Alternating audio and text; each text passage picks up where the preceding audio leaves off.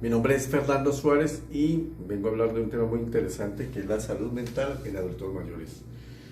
Quise colocar esta imagen para que la tengamos en cuenta. Las personas mayores muchas veces se sienten invisibles para la familia. Que no sea por ti, que no sea por nosotros. La salud mental en el adulto mayor. La población mundial está envejeciendo rápidamente. Se calcula que pasa de un 12 a un 22% del año 2015 al año 2050. Más del 20% de las personas mayores de 60 años sufren de algún problema mental. Y los ancianos presentan acciones estresantes que los llevan a situaciones de aislamiento, soledad, angustia psicológica y desencadenan este tipo de trastornos mentales. Esto lo vemos con frecuencia con los adultos que viven solos o que viven con algunos familiares. Se empiezan a notar ciertos cambios. Las principales patologías de salud mental en el adulto mayor son la depresión, ansiedad, hipocondria, el delirio y la demencia. La depresión se presenta entre un 10 a un 15% de los adultos mayores. Y la depresión es un trastorno emocional que causa un sentimiento de tristeza constante y pérdida de interés en realizar diferentes actividades. Afecta los sentimientos, pensamientos, comportamientos. Es cuando vemos a esos ancianos que generalmente presentan un humor deprimido, enlentecimiento psicomotor, escasa energía, fatigabilidad, y los vemos diariamente con ese mismo comportamiento. El más frecuente, la depresión es el más frecuente en la vejez y se caracteriza por una visión pesimista del futuro, bajo autoestima, hay pérdida de peso, anorexia y estreñimiento e insomnio. Los problemas de memoria y cambios de personalidad son muy frecuentes. La fatiga, la pérdida de apetito, los problemas del sueño, la pérdida de interés en el sexo. El querer quedarse en casa con frecuencia, eso lo vemos prácticamente con la gran mayoría de adultos mayores. Ya no quieren socializar, no quieren salir de su casa, quieren que los invitan a hacer la visita a sus familiares y ellos quieren quedarse en casa, quieren estar viendo televisión aunque no vean la televisión, o quieren quedarse leyendo aunque no lean nada. Es simplemente la tendencia a aislarse, que es algo que debemos evitar. Los pensamientos o sentimientos suicidas. Cuando hablamos de pensamientos o sentimientos suicidas, no solo en adultos mayores, sino en cualquier edad de la vida, ya es una alarma para que sea visto por un especialista, por un médico psiquiatra. Los trastornos de ansiedad se refieren a la situación en la que el individuo experimenta una ansiedad constante y a largo plazo sin saber su causa. Estas personas tienen miedo de algo, pero son incapaces de explicar de qué se trata. Debido a su ansiedad, no pueden desempeñarse en forma normal, no logran concentrarse, pueden apartar sus temores y sus vidas empiezan a girar en torno a la ansiedad. Son estas personas que generalmente vemos. Cuando se ponen ansiosos no tienen una causa específica de por qué están ansiosos. Empiezan a sudar, hay sudoración, hay palpitaciones, empieza su respiración más rápida, pero ellos no entienden qué está pasando en su vida. Sienten esa ansiedad. No se cataloga como una enfermedad, porque en cualquier momento una persona puede sufrir de ansiedad, pero ellos la sufren constantemente. En el día a día se convierte en una ansiedad constante. Puede ser experimentada en el adulto mayor con predominio de síntomas somáticos, tales como mareos o temblores. Además pueden presentarse con síntomas de ansiedad que causan angustia y deterioro funcional, pero que no cumplen un diagnóstico de ansiedad o como una enfermedad. La hipocondria, un trastorno mental que se caracteriza por una preocupación constante y obsesiva por la propia salud y la tendencia por exagerar los sufrimientos. Es lo que pasa con algunos adultos mayores que ven una noticia, escuchan que hay una enfermedad, por ejemplo, ahora en el caso del COVID, que dicen que hay fiebre, que hay resfriado, que hay síntomas de somnolencia, dolores musculares, ellos lo asocian y dicen yo tengo eso. O cuando describen un cáncer, dicen no, otra persona dice no, es que a mí me operaron de cáncer y yo empecé con un dolor acá. Ellos dicen yo lo tengo, yo tengo esa enfermedad, yo tengo cáncer. Empiezan a generar una serie de enfermedades que no existen. Muchas veces no existen, hay algunas que pueden existir, pero generalmente solo existen en su mente.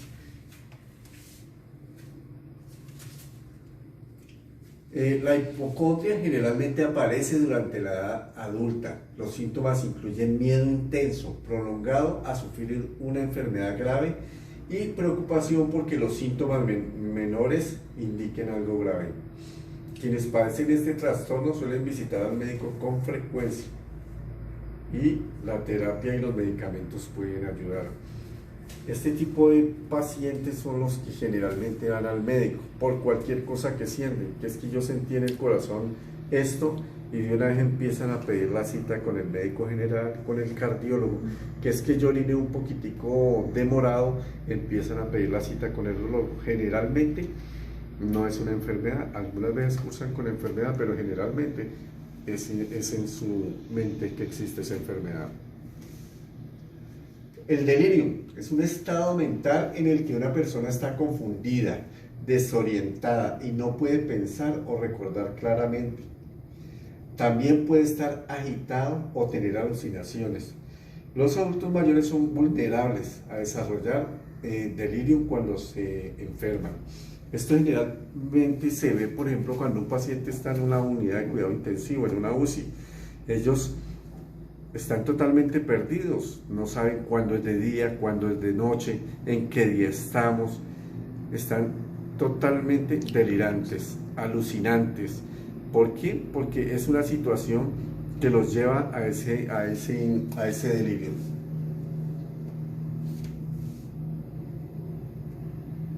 El delirio no es fácil de diagnosticar. Hay alucinación, hay agitación.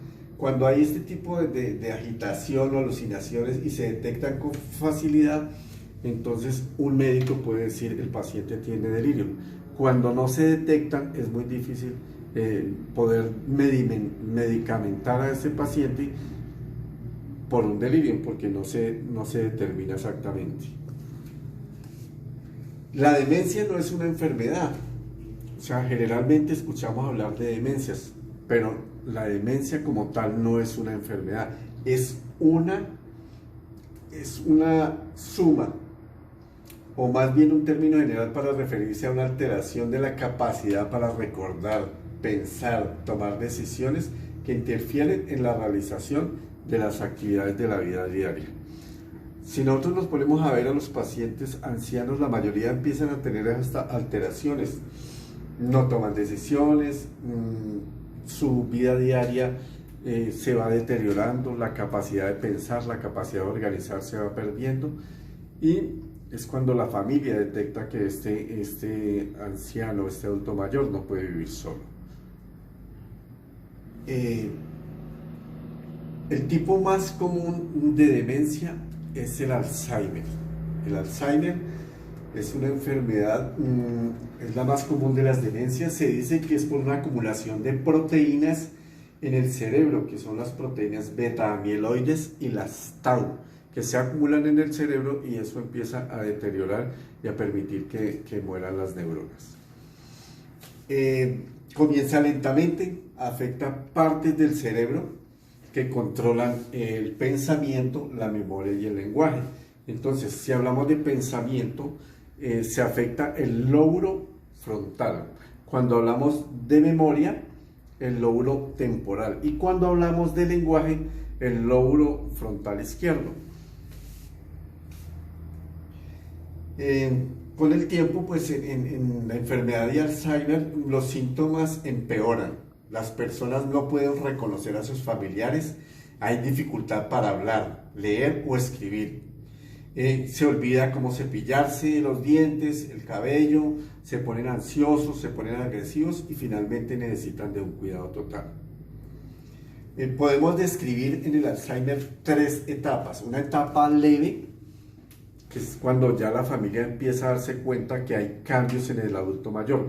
En esta etapa leve hay una pérdida de memoria y cambios en la personalidad.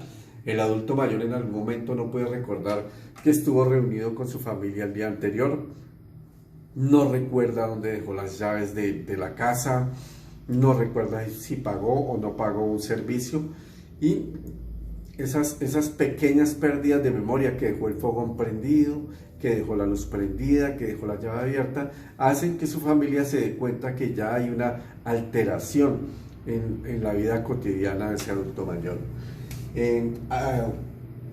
No pueden hacer planes ni organizar. Antes se organizaban reuniones, almuerzos, ya esta partecita va quedando un poco atrás, y no hay resolución de problemas matemáticos, entonces ya su vida financiera no la pueden manejar.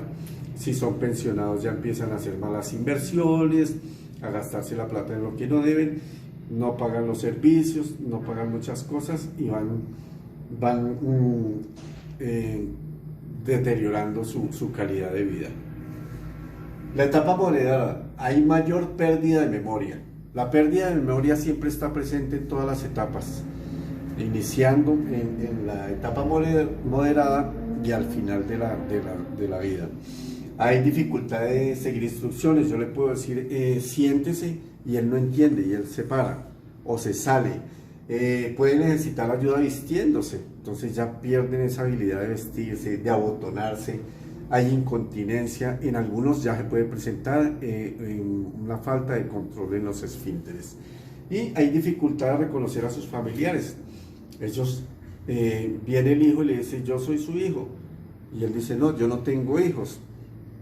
Mire papá, este es su nieto. Y dijo: no, pero si yo no tengo hijos, no tengo nietos.